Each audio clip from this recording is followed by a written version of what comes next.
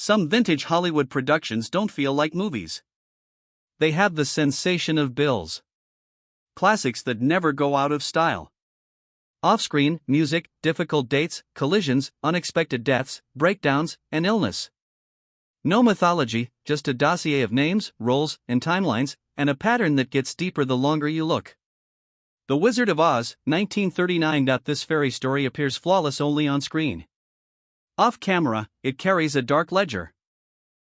Injuries, hospital stays, and lives that never completely recovered. Backed by dates, written accounts, and first-hand recollections. Some details have gotten louder with time, but the basic, music, happenings don't need elaboration. Buddy Ebsen, the original Tin Man, replaced. Before the silver cosmetics became a medical emergency, he was able to film for perhaps 9 or 10 days. The aluminum-based powder entered into his airways. After his breathing became excruciatingly difficult, Ebsen was taken to the hospital and kept in an oxygen tent for about 2 weeks. According to his later writing, the Tin Man part was quickly handed to Jack Haley, not for creative reasons, but because Ebsen physically couldn't continue. Music, Margaret Hamilton, the evil witch of the West. Something went wrong during her dramatic disappearance in Munchkinland on December 23, 1938. On the second take, the trapdoor mechanism hesitated and the pyrotechnics fired before she could descend down. She suffered second-degree burns to her face, music, and third-degree burns to her hand as a result, and she had to recuperate for 6 weeks both at home and in the hospital. Hamilton drew a firm line when she came back. The remainder of the production will not feature any further fire scenes. Hamilton's stunt double, Betty Dano. During the witch's flying phase, a smoke effect device attached to the broom malfunctioned and burst. Denko spent roughly 11 days in the hospital after suffering a severe leg injury. MGM slowed down her stunt work as she recovered. And the production adjusted to accomplish the remaining effects without putting her back into another risk-heavy scenario. The provable point is simple. A stunt actor fled the set for a hospital bed when one effect failed. Dorothy Judy Garland. On set, she was a teenager, but the routine was adult and brutal. Studio discipline, weight pressure, and chemistry to keep the timetable. According to biographical accounts, teenage performers were given sleeping drugs or barbiturates to help them fall asleep after a long day and stimulants, or pep pills, to keep them attentive. Garland's conclusion seems like a chilly sentence in a document. She was discovered dead in London on June 22, 1969. The coroner identified the cause as an unintended inadvertent overdose of barbiturates. A system that educated its miracle girl to operate on tablets was the conclusion of a miracle story. Clara Blandick, Aunt M. Her visage in the film is the symbol of home and safety. The conclusion in real life was somber and purposeful. On April 15, 1962, she took her own life. According to biographical accounts, arthritis causes excruciating persistent agony and deteriorating vision. She left a message indicating she could no longer take the pain and what she considered her approaching blindness. This concludes the file. The characters' biographies ended rather differently in a film about finding your way home. Suddenly Last Summer, 1959. This film is constructed around a fact that's simpler to bury than to express out loud. Additionally, the biographies of those in its immediate vicinity align like a cold trail. A family tragedy that occurred years later, crashes, medical emergencies, and an officially documented unusual death. Montgomery Cliff, Dr. Crowitz. Cliff entered this film as a man living after the break. Music, following a party at Elizabeth Taylor's house on May 12, 1956, he was involved in a serious car accident in Beverly Hills. He suffered severe facial injuries as a result of the incident, which necessitated a protracted recuperation period and reconstructive surgery. From then on, he struggled to stay functioning when his body and nerves refused to cooperate, making life a slog against pain and tiredness. The conclusion appears to be a record entry. Montgomery Cliff passed away in New York on July 23, 1966, at the age of 45. The cause was stated as a heart attack connected to severe coronary disease. Catherine Holly and Elizabeth Taylor. Taylor was more than simply a celebrity on screen in this movie. She entered the project in the thick of a personal and public storm. Suddenly, last summer was her debut film after breaking free from MGM. And despite the fact that some considered Montgomery Clift to be practically uninsurable due to his crash and addiction issues, she utilized her influence to assist get him on board. The pressure then became physical. Taylor needed an emergency tracheotomy to breathe after contracting a severe case of pneumonia in March 1961. Because of the severity of the situation, at least one media site stated that she had passed away. This file contains a recorded medical crisis rather than a scandal. Albert Decker, Dr. Hawker. The facts alone make Decker's finale one of the most well-known official case files in vintage Hollywood. On May 5, 1968, he was found dead in his music house. The case was finally categorized as an accident, however, early reporting concentrated on conflicting theories and peculiar circumstances. According to official records, the death was caused by asphyxiation during a private event. A conclusion that nevertheless shocks since it isn't gossip. It is the official conclusion of the inquiry. The script was written by Tennessee Williams, the source author. In the credits, Williams was more than simply a name. His writing is the lifeblood of the movie. He was discovered dead in his room at the Hotel Elise in New York on February 25, 1983. Early stories circulated a choking explanation, but later tales and official summaries pointed instead, music, to medication in his system, specifically a toxic quantity of secoorbital, a barbiturate. Mercedes McCambridge, music, Mrs. Holly, and suddenly last summer, McCambridge isn't background. She's the pressure valve driving the music cover up with pure force. That same steel had a price off screen. Years of alcoholism, hospitalizations, collapse, then sobriety via Alcoholics Anonymous. But the darkest blow came later, and it wasn't about the scene or the industry. John Lawrence Markle, her son, killed his wife and two daughters on November 16, 1987, before ending his own life. 1955's Rebel Without a Cause. A cursed movie isn't always about what transpired on the set. It's what followed the folks who became the film's face. About a month after James Dean's passing, Rebel Without a Cause was released. From that point on, the cast's history begins to reflect the themes of the movie itself: youth, violence, and premature endings. James Dean, Jim Stark. James Dean was killed in an automobile accident in Shawlam on September 30, 1955, at the crossroads of 41 and 46. He was 24 and he died before the film hit theaters. Music, he was traveling to a race in his Porsche 550 Spyder when it crashed into Donald Turnipseed's Ford Falcon. Rebel Without a Cause premiered with its lead already gone, turning the movie's picture of restless youth into something literal. Its face never lived to see it, but the movie became a legend. Music. Judy Wood, Natalie. Natalie Wood passed away on November 29, 1981, while traveling by nightboat close to Catalina Island. What keeps this case dark isn't a definitive music twist. It's the official ambiguity. In 2012, the Los Angeles County coroner modified the death certificate, altering the cause from accidental drowning to drowning and other uncertain circumstances, claiming, music, it was not clearly proven how she ended up in the water. The case has been a public mystery for decades, according to subsequent reporting, and the probe was resurrected in 2011. Salmano Platomo's ending is the bluntest form of Hollywood violence. He was attacked close to his West Hollywood apartment on the evening of February 12, 1976, and died at the age of 37. In the end, the police investigation presented it as a robbery. Additionally, Lionel Ray Williams was found guilty in the case in 1979. The curse doesn't require special effects when a movie's three young faces end up, music, linked to early death, mystery, and violence, despite disagreements over the conviction having emerged over the years. In dates, it writes itself. The director is Nicholas Ray.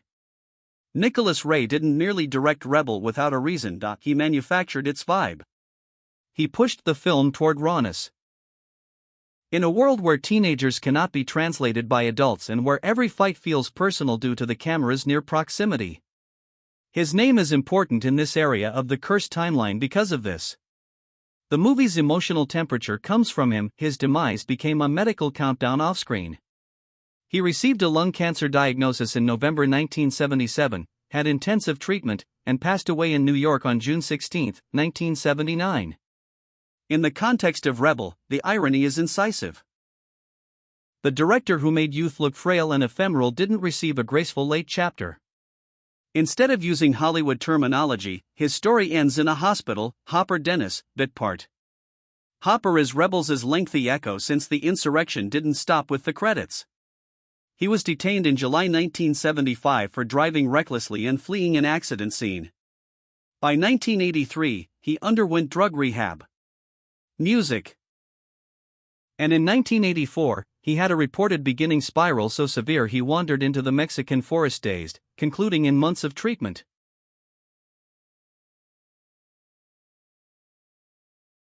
It's a chronology when the Rebel turns into a case file, not legend.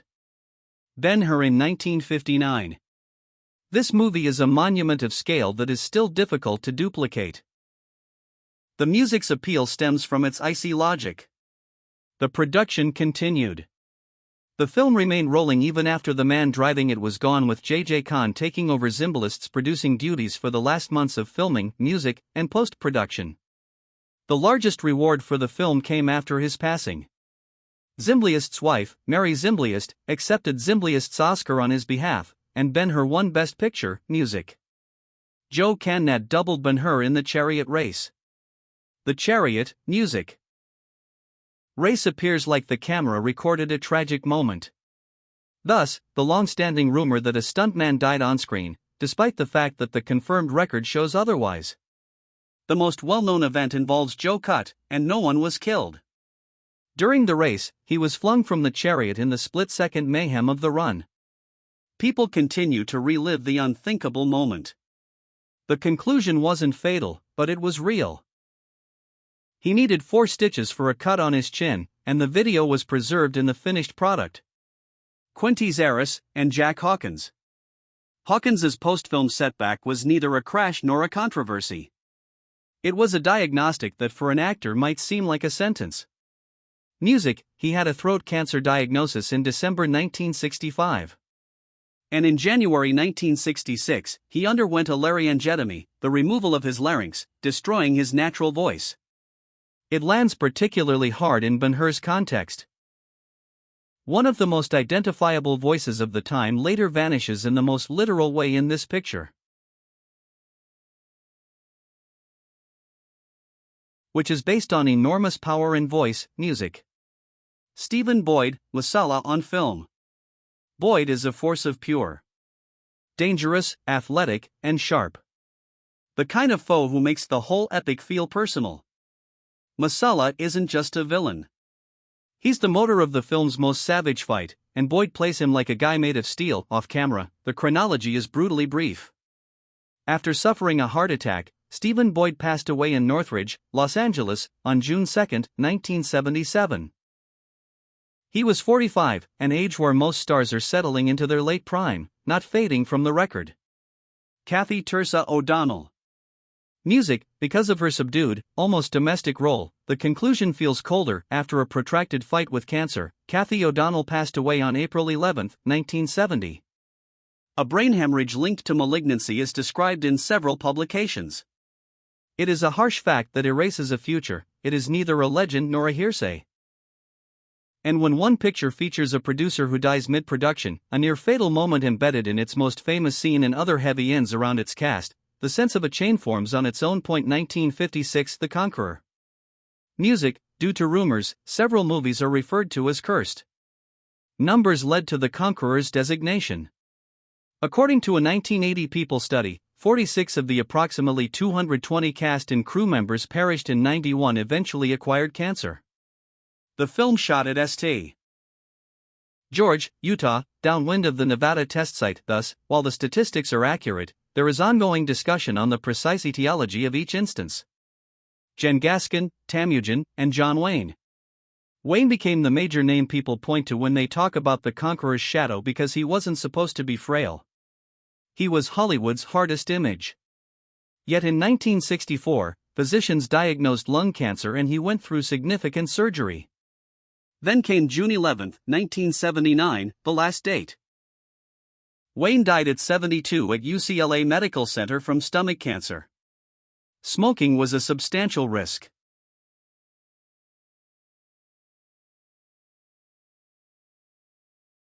Factor. So, it's not a single cause tale. However, because the negative consequences don't end with him, the term conqueror is one that people gravitate toward. They keep music stacking around the same film. Susan Hayward, Bortai. Since Hayward wasn't a minor, her case strengthens the conqueror chain. She was the film's female lead on set for the same Utah location shoot that eventually became the center of the issue. Something is important to the narrative. The audience truly remembers when one of the two faces is affected by the sickness. The title stops being an abstract statistic and starts sounding personal. And unlike hazy rumors, her medical decline is traceable in dates. Her physician discovered a lung tumor in March 1972. She had been diagnosed with brain metastases by April 1973 following a seizure. On March 14, 1975, she suffered another seizure at home in Beverly Hills and died at 57, with biographies citing the cause as brain cancer metastatic sickness, unlun Agnes Moorehead. Because she didn't fit the simple explanation, Moorehead is frequently singled out. Biographies stress she was a non-smoker and health-conscious. Yet she died on April 30, 1974 at 73 from uterine cancer at the Mayo Clinic in Rochester, Minnesota. She becomes a third weighty pillar in such a dossier. Another significant name, another cancer-related death, and another date falling within the same pattern. Dick Powell, director of. Powell is significant because he wasn't merely featured in the film. He ran the machine. He admitted to receiving cancer treatment in 1962. Press reportage and reference profiles describe malignant tumors affecting his chest or lymph nodes. He died on January 2, 1963 at 58. Not just the faces in the frame are shadowed. It gets to the person in charge of the production. Jamuga, Pedro Armenariz. Pedro Armenariz is the story that affects the temperature of this entire segment. In the credits, he was more than simply a name. He was a big celebrity. Additionally, his existence had become limited to a medical reality by the early 1960s. A grave diagnosis, hospitalization, a quick deterioration, and pain that kept tightening the walls around him. The date then arrives like a hard stamp. June 18, 1963. Music. While in the hospital at UCLA Medical Center, Armenariz obtained a handgun, which led to his death. The majority of reports characterize this conclusion as a last-ditch effort to flee intolerable misery, and after a fact like that, the word coincidence stops music seeming plausible. Gone with the Wind, 1939. This could be the most emblematic classic, but it's not the most cursed. Music, it's designed to feel timeless on screen. The dates are anything but attractive off-screen. When you combine them, you create a chain that is difficult to break. Screenwriter Sidney Howard attributed music. It's terribly mundane and horribly cinematic. Music. On August 23, 1939, Sidney Howard was killed on his farm near Tyringham, Massachusetts in Music, a tractor accident. Accounts recounted the tractor lunging forward as he tried, music, to start it, pinning him and suffering fatal injuries. He died before the film's December 15, 1939 Atlanta premiere, never seeing the moment the story transformed into a worldwide machine of renown. And the irony is sharpened by what came later. Howard would get the film's Academy Award for Adapted Screenplay posthumously, music, honor arriving when the man himself was already gone. Leslie Howard, Wilkes, Ashley, music. The timeline then shifts to one of conflict. Leslie Howard traveled on BOAC Flight 777, a civilian DC-3 named Ibis, from Lisbon to Bristol, Whitchurch, on June 1, 1943. The aircraft was attacked by German J-88s over the Bay of Biscay and crashed down into the sea. There were 17 fatalities and no survivors. It seems unreal, even in the smallest details. Howard apparently got off to resolve. a customs issue before taking off into history, which caused the aircraft to be delayed. One of the Tarleton twins, George Reeves. Reeves appears on screen for a moment, yet his name becomes one of Hollywood's most enduring question marks. On June 16, 1959, he was found dead in the upper bedroom of his Benedict Canyon house in Los Angeles from a gunshot wound. The official ruling listed the death as self-inflicted. However, disagreements regarding the evidence and witness statements have kept the case controversial in the public consciousness. Music, the record gives the date, the ruling, and the fact that it never completely settled for the public. And because it doesn't end, that type of unresolved ending adds a distinct kind of darkness. Scarlett O'Hara and Vivien Leigh. There isn't a single headline on Leigh's story. A visage that the viewer equates with sheer force is the result of years of struggle. Her life and career were impacted by periods of severe personal instability and tiredness, as well as frequent bouts of tuberculosis, according to biographies. Her TB returned in May 1967 when she was rehearsing and on the evening of July 7, 1967. She died in London at 53. Accounts describe her collapsing at home as her illness abruptly worsened. Clark Gable, Brett Butler. Without mercy, Gable's timeline falls like a two-part sentence. First, January 16, 1942. His wife, Carol Lombard, died in the disaster of TWWA Flight 3, which struck Posse Mountain near Las Vegas. Music, investigators determined that a navigational error was the cause of the deaths of all 22 people on board. The second blow then arrives.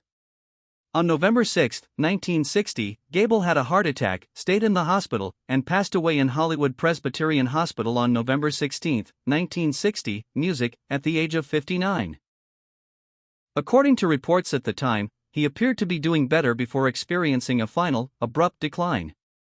You can fight about curses all night. Dates don't fight back.